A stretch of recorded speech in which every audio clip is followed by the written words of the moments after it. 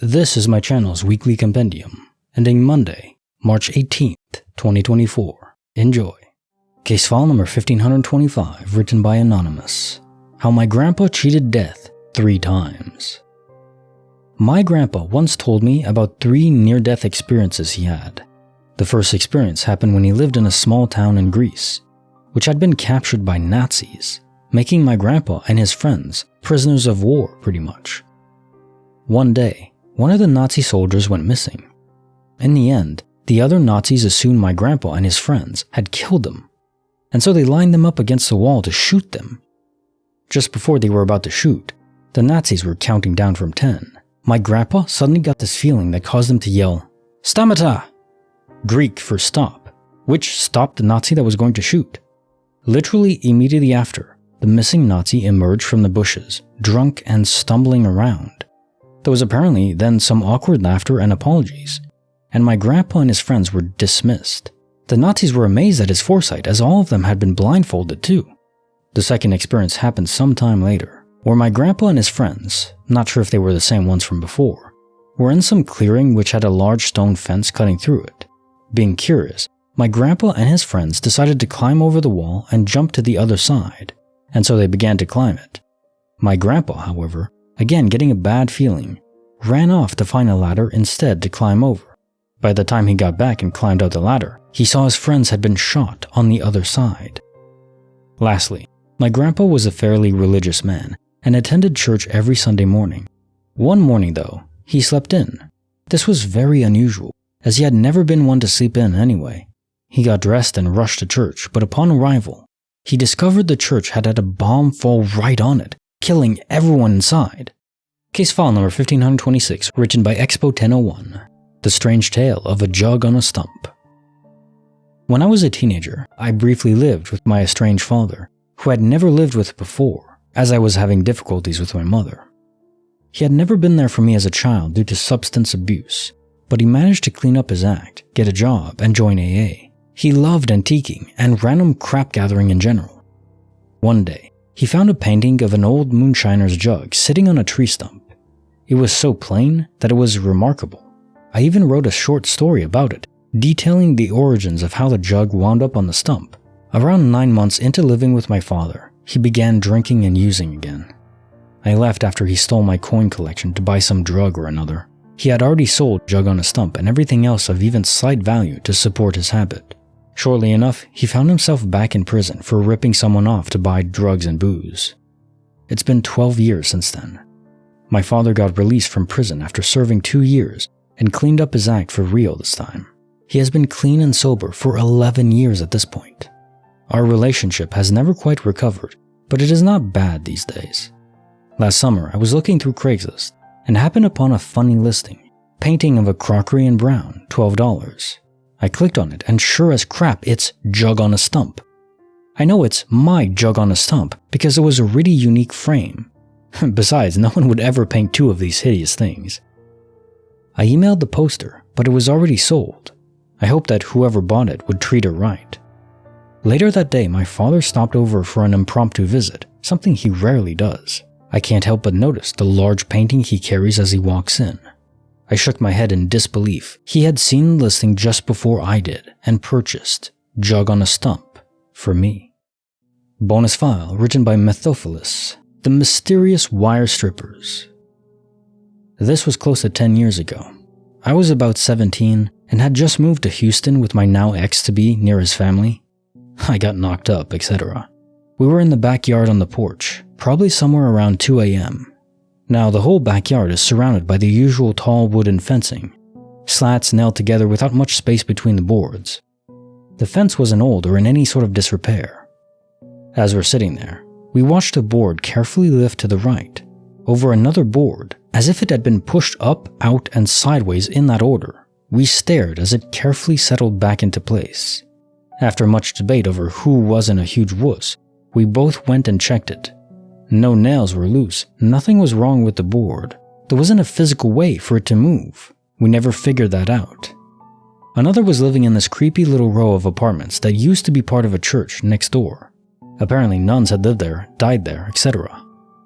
That didn't help the creep value much, but hey. So I was taking my uncle's dog outside for a walk when the neighbor came out and mentioned my cat had been messing around on the roof. I see the little dude up there and tell my neighbor I'll bring him inside. I take the dog away, walk a few blocks, and get home. When I do, the neighbor comes back out, repeats exactly what he just said, and the cat walks into view just the same way he had the moment before. Now, if the neighbor were a drunk, or senile even, I'd say he just forgot. But it was precise. Unnerved me.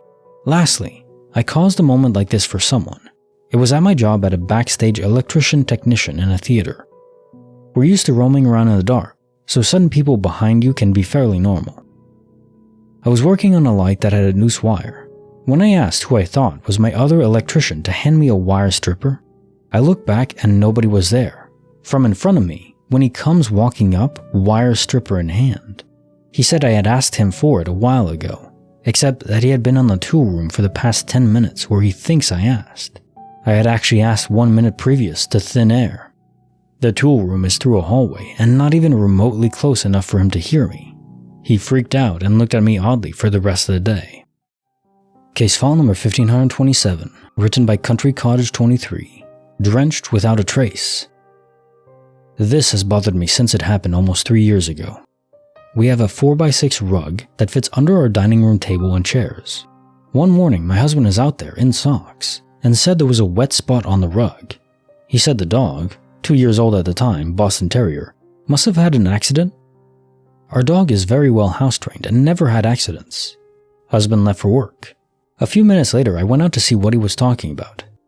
The entire 4x6 rug was soaking wet. Definitely not a dog accident. I searched the floor for any water trail. There was no trail to or from the rug. My dining and kitchen floor were both dry. I moved the table and chairs and dragged the rug to the bathtub and clogged the drain. I then went back to the dining room, connected to our kitchen, and searched for where the water came from. I got the folding ladder from our downstairs storage room and searched along the entire ceiling.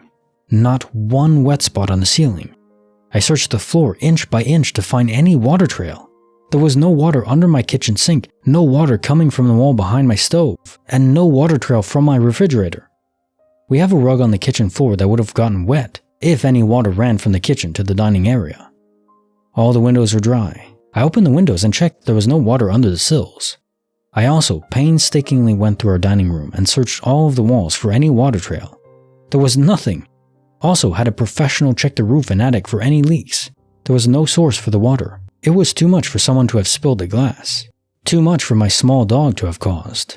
The liquid that drained from the rug into the tub was clear and had no scent, so it was definitely just water. I cannot find one logical explanation for the source of the water. I'm a rational person and looked for a practical explanation. When I say I checked every inch of the ceiling and wall, I mean it. Also, none of this water leaked into the downstairs basement area below the dining room floor. It was just enough water for the rug to hold, without the water running across the floor anywhere else. There was no water under my dining room hutch or the other island eating area. The only water trail occurred when I dragged the rug to the tub. I made sure there was no water on my floor anywhere before I even moved the rug, because I wanted to rule out any source the water came from. Years later, and I still have no idea how that rug got soaked. It freaked me out for the longest time. Especially since there was no source of the water. It was only me, my husband, and the dog that live here. Case file number 1528, written by Cold Advance 1169. My phone into the abyss. 6 years ago, back when I was in high school, still living at home, my mom instructed me to clean my room. So I did what I normally do and connected my headphones to my phone, listened to music, and started getting after it.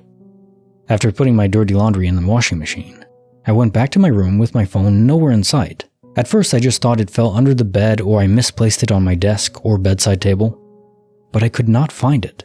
I called my dad into my room because he's the king of finding lost items in seconds and making me look dumb. After a few minutes of him searching, even he began to give up. But then he goes, "You know where it is? I bet you put it in the washing machine by accident." I run over to the washing machine, but at this point it's too late. There was so much soap and water going you can't see a thing. To make sure, my dad checks the Find My iPhone app. And upon checking the app, my phone came up as offline. I was so upset I couldn't believe how dumb I was. We both walked back to my room, and there it is. My phone is sitting perfectly in the middle of my bed, face up. For background, my dad didn't believe in any paranormal or alternate universe type crap.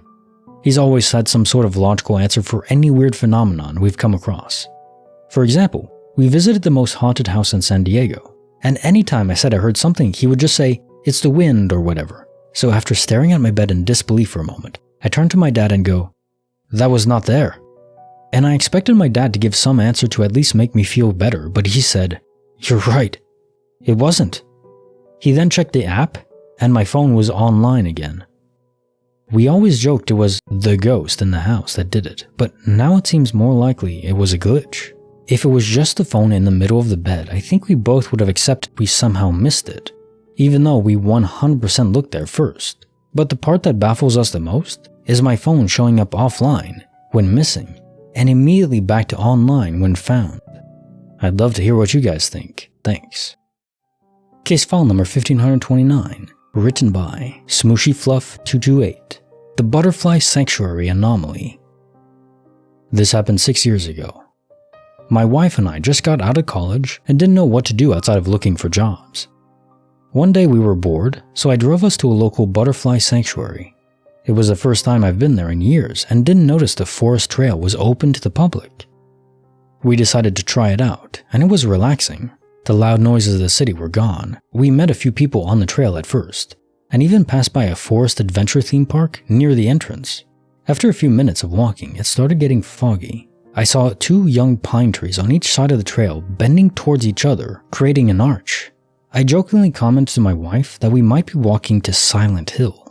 She just chuckled and we continued on. It was getting a bit worrying. We've been walking for around 2.5 hours already, and the trail just continued straight as a highway, seemingly with no end and no other people in sight. Finally, a huge boulder stuck on one side of the trail broke the monotony. It was enormous. We had to slowly walk around sideways while hugging it, or else we'd fall off the ravine on the other side of the path. The trail continued on for another 2.5 hours. We met my sister-in-law a few days after that and told her our experience of the trail. She said that it was weird. She used to regularly jog the trail and she finished it in 20 to 30 minutes. So we decided to try the trail again with my sister-in-law, and she was right, the trail was short. We finished walking it in an hour and it looked completely different. No huge boulder, no pine trees forming an arch. It was winding and not at all straight. Case file number 1530, written by Overextended Balloon, a surreal Argentinian summer mystery. I was at a New Year's Eve dinner with my parents, uncles, cousins, a bunch of people. This was in Argentina, so it's summer, and we're all eating outside. It was a big white round table. At some point, I went in the house, don't remember why or how long, maybe to go to the bathroom or get a drink, and when I came out, everyone was gone. Everyone and everything was gone, like no one had ever dined there. I looked around the yard, went back inside the house. Open concept, hard to hide a bunch of people, but nothing, not a sound. Like no one had ever been there. I don't even think there were crickets. After searching for about 10 minutes, I go inside the house to think and I hear the toilet flush. My cousin comes out and I tell her that everyone is gone. She looks at me weird and leaves. I'm waiting for her to come back and tell me I'm crazy, but she isn't, so I panicked. I mustered the courage to go outside and there's everyone, eating at the table as if nothing happened. I went to my seat and asked what had happened. Where did they go? But everyone looked at me like I had a third eye.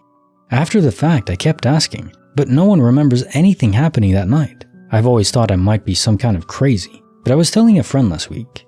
She matter-of-factly told me about glitches in the Matrix and that crap happens all the time. So I already feel a bit better that I may not be losing it. Has anyone had a similar experience? I've had this happen with objects before, but never with people. Case file number 1531, written by Anonymous. Chasing my dreams.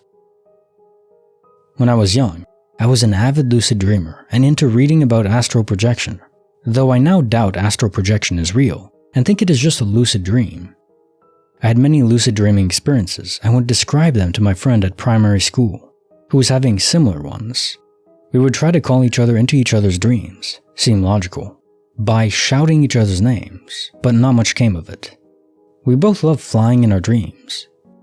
We would trade techniques and ways to make it happen, etc., and it was fantastic. Until one day I'm in a lucid dream flying, and some guys come along.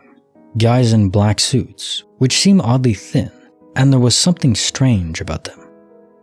They pulled me to the ground and explained that I would no longer be able to fly because it was not allowed.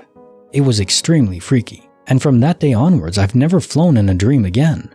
I was still able to lucid dream for a long time as a child and sometimes as an adult, and whenever I do, I have not been able to fly again. When I try to make it happen, sitting down and trying to hover, taking a long running jump, etc., something weird happens in my dreams that prevents it from happening. I know it sounds stupid, probably psychosomatic because I don't believe in this garbage. And sure, kids dream up a lot of creepy things, but I pretty much repressed this memory the past 20 years or so, and now just having thought about it, I feel extremely unnerved by the extremely thin black-suited guys from my dream, telling me that flying was forbidden and they would take it from me. Second, I dream of a city that didn't exist. Sure, no big deal, right?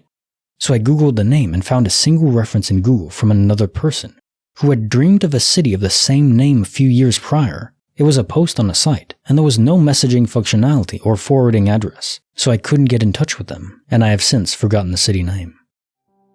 Case file number 1532, written by Mr. Dobo. The glass doors that hold infinite secrets. The house I grew up in wasn't creepy at all. I always considered it pretty nice, and it was in a sort of gated community, so to speak. Very nice place. That said, I've had multiple happenings in this home that to this day freak me the hell out. The first set of incidents has to do with me and an old childhood friend. One night, he and I had fallen asleep in the front room. I'm guessing we were maybe 7 or 8 tops. We live in the Mojave Desert, and it was in the middle of summer, and there just so happened to be a massive thunderstorm that night. At one point I woke up, but wasn't startled by anything, but I did have an odd feeling that something was happening. Like the same thing where you wake up because someone is doing something in the room you're sleeping in, and their slight rustling wakes you up. At any rate, I'm now up for a good minute or so, just staring outside our 2 glass doors leading outside, because there's a pretty impressive lightning storm rolling in at this point. Flash, boom, pretty consistent for a good while. Then, after some break and a bit of silence and darkness, there comes a relatively subtle bit of lightning, but more than enough to outline and briefly show the details of a man directly outside our glass doors, holding a knife in his right hand which looked to be mid-swing coming at the door. My friend, who I had no idea had been awake, freaks the frick out and starts screaming before my reactions kick in. Long story short, we both made quite a scene of it, and stayed up with my mom who woke up from the yelling. Fast forward 5 to 6 years, we had just finished a day in middle school and decided to watch TV or play games at my place. It's probably 3:30 or so, and we're just watching something, when I hear the very distinct sound of the door leading to the garage open. The way the couch was positioned, I can generally lean back and glance down the hall to my left to see who it is that's coming home. Just for reference, 15 feet to my 2 o'clock from where I was sitting were the glass doors this friend and I had experienced our mid-lightning sighting as children. As I look, I see no one. I call out, "John? Mom? Dad?" Nothing, no response. I glance over to my bud as if to acknowledge, weird. I get up and look in the garage. The actual garage car door was closed, and I would have heard it opening anyways. No one was in there. I close the garage door leading to the house and sit back down to watch TV. About 5 minutes pass, and the exact same thing happens again. This time, I glance at my bud for a moment with an eyebrow raised and lean back again, after not hearing anyone come in for 5 seconds or so after the door had opened. I called for my family once again to see who it was, but there was no response. At this point, my bud and I were a tad freaked out, so we both got up to check out the garage. 2 sets of eyes found nothing in there. Eventually, we cracked it to find a pressure difference that was opening the door, which I wasn't buying because that garage door had never in 15 years done anything like that. This time, when I closed the door, I gave it a little slam and shimmied it back and forth a bit to confirm that this thing was shut firmly. It didn't budge. As we walked away and sat down once again to watch TV, the nail in the coffin for this event happened. We heard the attempt of someone to open the garage door. This was enough to immediately snap us into threat level midnight mode. We scrambled for something to defend ourselves with, since we were damn sure we were about to get eaten by some sort of hybrid ghost zombie or something. We both grabbed knives from the kitchen and ran. Good idea, right?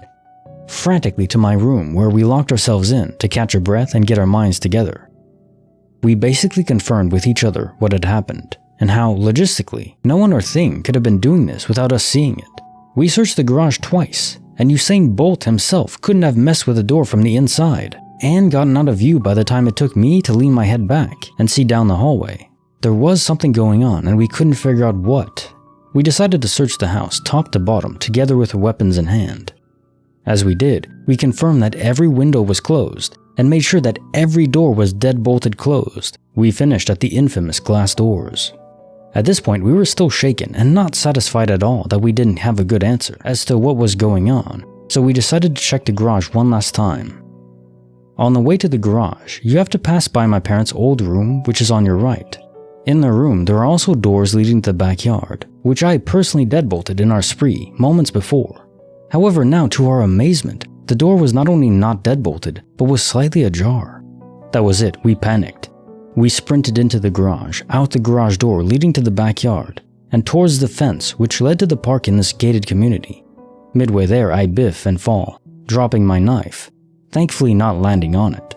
I swivel around to pick it back up and look up. My parents' room had a shower that had windows on the walls, which both faced out towards the backyard.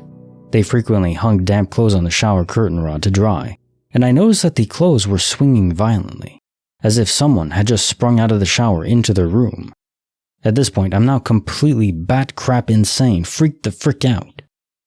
We run out of the gate and wait in the park, till we see one of my parents driving around the road to head home. We saw my dad and told him the situation, so he headed home to check it out.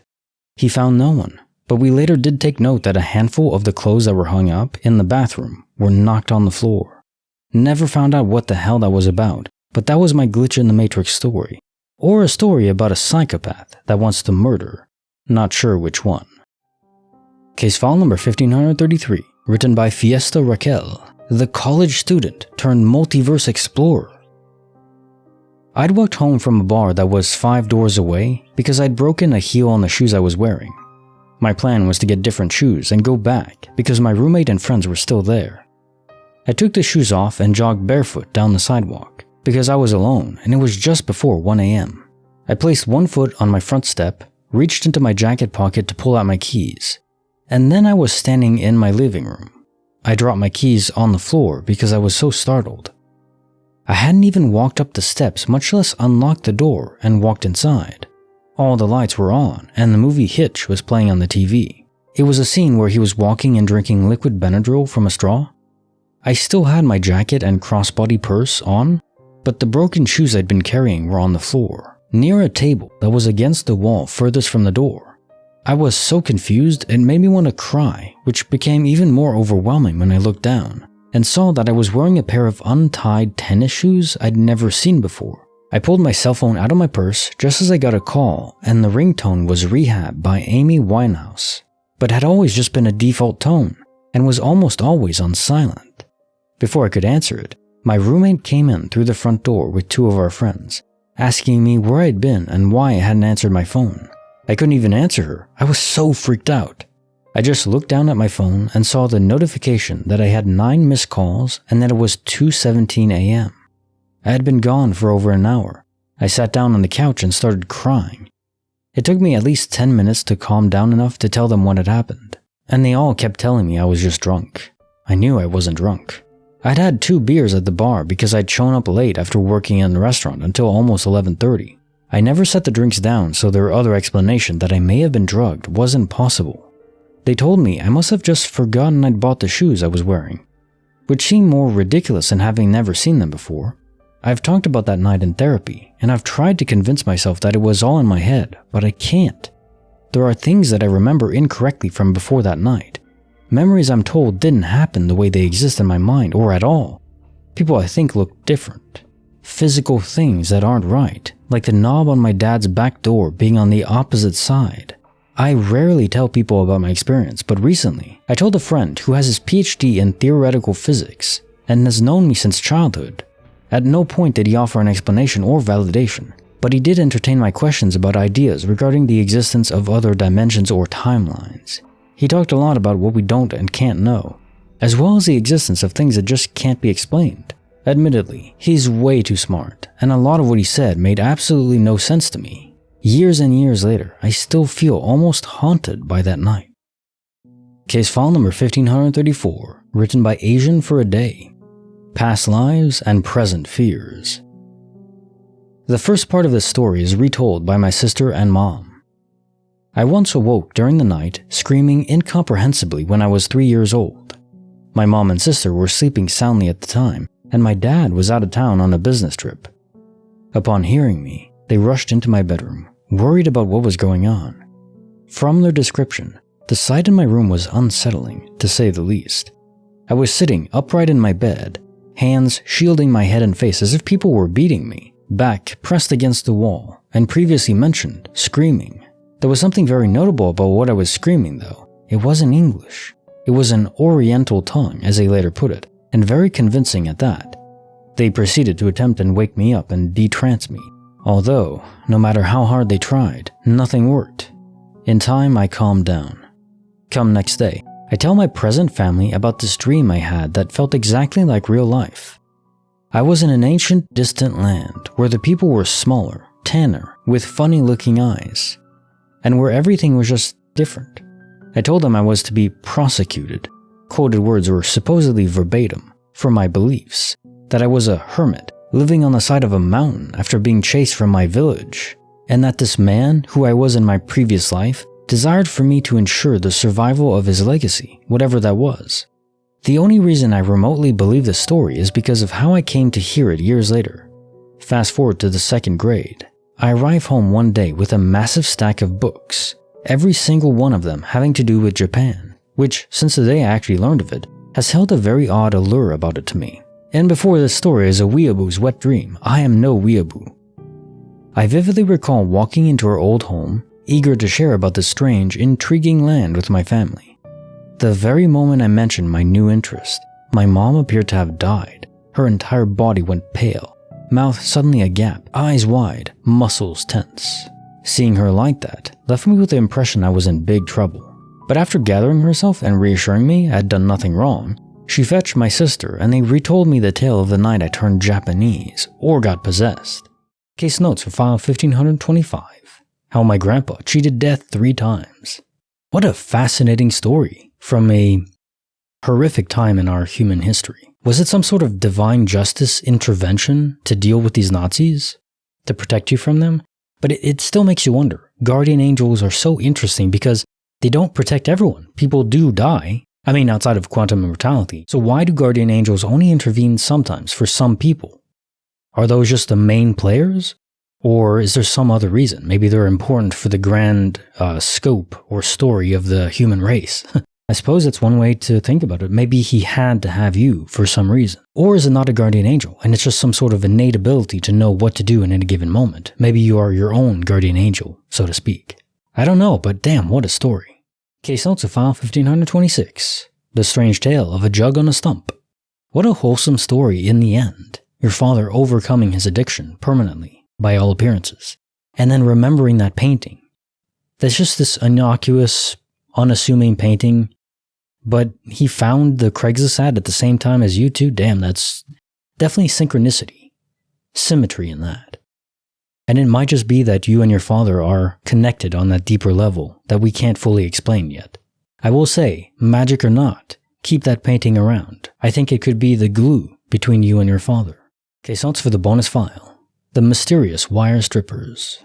So the first anomaly actually seems to be almost impossible, because even if spirits can manipulate the physical world in some rare events, some rare cases, they still affect the real world. So if they move an apple, it'll fall to the ground and bang on the floor and receive damage. If there's a board that's nailed in, if the spirit could somehow rip it off from the nail, off from the position it's fixed in, you would see evidence on the board of it being damaged.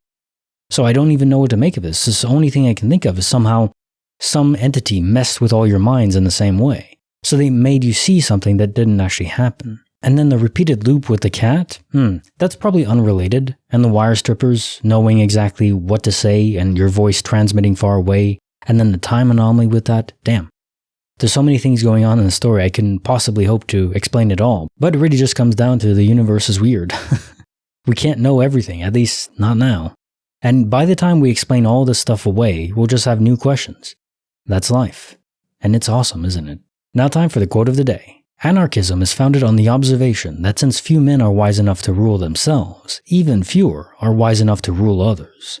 Edward Abbey. I always found the concept of wanting to rule over others bizarre. If you're secure in yourself, well, why would you want to rule over anyone else, especially against their will? Or to gaslight them into thinking that it is on their will. It's like now, in the US. I won't get too political, but just to say that we have two people that are frontrunners to be president, and both are so old that they could die any second. And they're mentally not all there. How could you be at that age? Is this really a free choice? None of this makes sense, does it? I don't think it does. Now you could say, oh, can we just get rid of everything? Not easily. But it makes more sense than being ruled over by an 80-year-old, doesn't it? I think so. Quezon file 1527. Drenched without a trace. Yeah, so there are rare water glitches like this, maybe 3 or 4 in my entire career of narrating stories, where there is some person or some drip of water that seemingly comes from nowhere, and in some cases there's entire pools of water just drenching a floor or even just a hardwood floor, maybe it's not a carpet. The only thing I can think of that makes any sense is somehow transposed water from a different universe. We have DOP, where physical objects can move between universes, so I guess why not water? And I guess it's a specific area, volume of water. It's not the entire ocean or something like that. It's more like a sphere or a geometric shape within a given area of water that ported over. The other possibility is this was a prank by your husband, who didn't mention it to you beforehand, that there was some weird puddle on the carpet, so maybe he pretended it was small because he created it and it was soaked. But to do that, never mention it, I don't know. I don't really buy that this is a prank, but it is possible. We'll just keep that there. Quezon file 1528. My phone into the abyss. So let's just get one thing straight. A specific will saved your phone from the washing machine, and apparently reset time itself. Now, again, I don't know if this is guardian angel stuff, simulation developer, or maybe you yourself, your own will, somehow save the phone and reset it back in time. Now, of course, this is not conscious. If it is you doing it, if people are saving themselves in different formats or saving their objects, bringing them back, well, there's no clear explanation of how you do it. I don't think it's a duplication event within the same universe. I think it always involves a multiverse. But if it is involved with your own will, that is such an ability that transcends what we're accustomed to, beyond any sense we might have or any ability to manipulate the normal world. And it's just so clear. It was offline when you checked the app, and then it was online when it was on your bed. This was a reset in time, some sort of DOP. But why would it do this? I mean, it's just too specific. You know what I mean? There's no way this is random. Impossible. And now time for the quote of the day. If you want to make an apple pie from scratch, you must first create the universe. Carl Sagan. Wouldn't that be funny if God exists or some sort of God or creator? You could say a creator makes the most sense to me. What if he just created the universe because he wanted to experience food? That'd be funny though, because it took 13.8 billion years to get to this point. So that's a long wait for apple pie or cake or anything. It's worth it though, I think. Quezon file 1529. The Butterfly Sanctuary Anomaly. Okay, so here we go. Fog makes a return. Often, but not always, fog is related to these transition periods where maybe it isn't real fog. Maybe it's some sort of interpretation by your subconscious brains. And not everyone's going to interpret the transition periods the same way. Or just making sense, not of a transition to a new universe, but just a sort of derealization of the local area. So you weren't really in that forest trail for a good portion of it. Good thing it happened to someone else that you're with at the same time. When this happens to someone alone, it could definitely genuinely drive them mad. How could it not? Stuff like that is not supposed to happen to us. Quezon file 1530. A surreal Argentinian summer mystery. Just interesting to me that you don't always remember being in this dead server, or maybe you don't always have to go there. Again, it might be related to maybe the bulk of your informational transfer. Maybe old souls have more to copy over, so it takes more time. Or it's just the distance between the originating universe and the new one. Maybe if it's really far away, then it takes longer. Or maybe everyone goes there and they just don't remember it. Some people do, some people don't, almost like remembering a dream. But given how innocuous this party gathering was, it does beg the question, if this was quantum immortality, what terminated you in the original universe? Case notes of file 1531, Chasing My Dreams.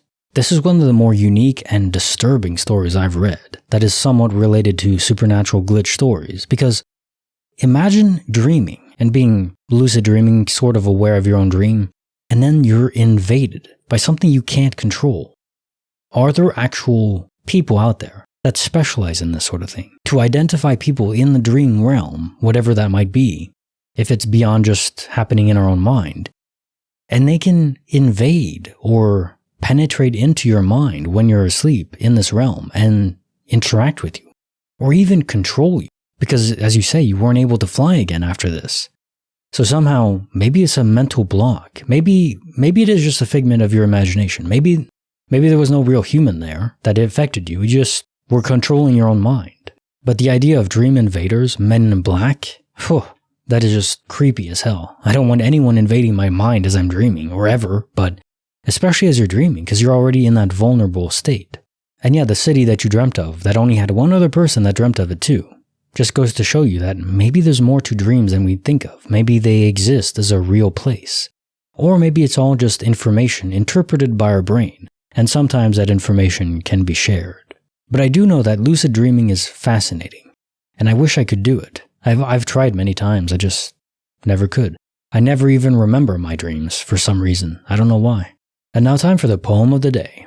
In the painting of life, where twists and bends, lies a cherished treasure trove, a bond that mends. Through laughter and tears our journey wends, guided by the compass of cherished friends. In their embrace our spirits take flight, through darkest hours and brightest light. With them life's colors are vividly bright, in their presence all feels just right. Like stars that shimmer in the night's vast dome, friends illuminate our path, guiding us home. In their laughter we find our heart's true tone, a melody that resonates wherever we roam. With shared secrets whispered in the quiet of night, and adventures embarked upon at morning's first light, in each other's company we take flight. In the symphony of friendship our souls unite. So here's to friends, the ones who stay true, in every season, in skies gray or blue. With them by our side we'll always renew the magic of friendship, forever in view. Nice little poem about friendship and united bonds, because yeah, we are stronger together, aren't we? And not just in combat against other people, but just against life itself. You always want to have someone you can lean on, and for them to be able to lean on you. As they say, you know who your real friends are when times are tough. Case notes of file 1532, the glass doors that hold infinite secrets. So this is a loosely supernatural tale instead. More mild than usual, probably just a stalker crazy person. But you never know with these things. It could be a spirit of someone malicious. And I also found that the lightning strike that illuminated the man in the picturesque horror frame style, I would say that's so cool, but it's terrifying indeed if you actually are in there in the moment dealing with that. How would you deal with being in a horror movie? Would you be the first one to go? Would you venture away from the group and get eaten alive by the monster or killed by the murderer in this case? No, I think I would try to stick with the group. And now time for the quote of the day. When men are pure, laws are useless. When men are corrupt, laws are broken. Benjamin Disraeli. We have a government because we think we can't trust the other people. Okay, there's some logic to that. But here's the problem. The government is run by other people. And usually the worst people imaginable are drawn to that kind of power. So it's a conundrum. If you have no government, well, you probably get chaos, right? But then if you have government, you get chaos that's attuned for specific people. Anarcho-tyranny, I think they call it. I don't know if there's a simple answer to that, but it is something that we should all think about. Certainly, do not trust any politician. You'd have a better chance with a random person on the street. Case notes of file 1533. The college student turned multiverse explorer. It is pretty clear that this is a different universe, with the different shoes, the doorknob, other anomalies that just don't add up, fit with what you're accustomed to remembering. Quantum immortality in a nutshell. But the time gap and disorientation? If you're the person that is being jumped into, you're just going about your day, and then there's a soul transfer process initiated, because another you died in a different universe and their destination is the you in this universe. Would you feel it? How would that process go? Maybe there would be a sort of dissociation with reality for a brief period of time, because you're trying to fuse two souls together, or maybe one soul, but that was separated and has to be recombined. And maybe this process is difficult on the conscious mind. So you kind of blank out, you lose track of time, maybe time itself slows down, or all kinds of anomalies in perception could apply when this happens. But that's just an idea. Makes some sense though. Case also file 5934. Past lives and present fears. So I don't know if this is actually a past life, but I do think you pulled information from the tapestry of time, so to say. The future is in flux and there's so many possible futures, but the past, at least for any given one universe, is concrete. It's already done. It's already written.